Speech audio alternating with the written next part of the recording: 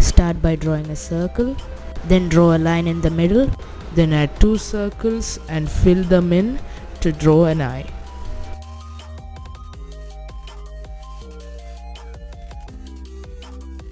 Draw a line at the side of the circle and connect them together to make the beak. Then draw a line in the middle to separate the two halves. Start drawing the neck from the beak. Draw an oval for the wings. Draw feather-like shapes on the end of the wing.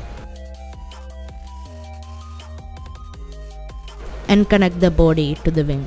Draw 2 sticks for the leg. Draw a branch with just 2 lines. Now draw the toes covering the branch. And there you have it.